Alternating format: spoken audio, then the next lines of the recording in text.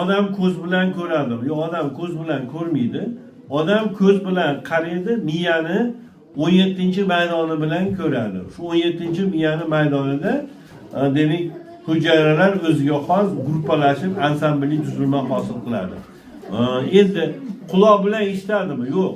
Quloq, o'rta quloq, tashqi quloq bu ovoz to'lqinlarini yig'ib, ovoz to'lqinlarini mana bunaqa parda mundoq qilib, ovoz to'lqinlarini mundoq tebranganda, bu yerda o'sha bolg'acha nerv impulsiga, nima okonchanyasiga urib turib, buni nerv impulsiga aylantirib beradi. Buning uchun aytib qo'yib, bu yerda so'rayaptiki, 8 yosh, 10 yoshda ham eshituv apparati qo'ysa bo'ladimi? Bu yerda shuni aytib o'tish kerakki, miyani funksiyalari demak ishga tushishdan oldin 6 oy va 1 yil avval o'sha funksiyani ta'minlab beradigan markazlar pishib oladi.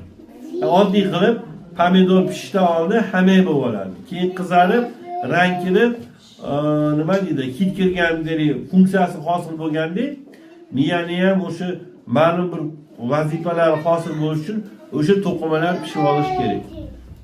Endi miyani to'qimalari gurkurab 1 yoshgacha pishib oladi. Ba'zi birlari 3 yoshgacha pishadi.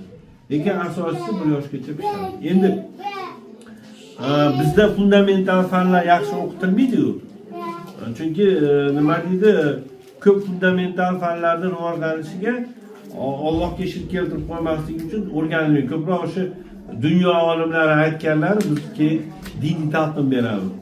Shu nuqtai nazardan ko'p bu narsalarni ko'p vrachlarimiz ham tushunmay qoladi va xohlamaydi ham.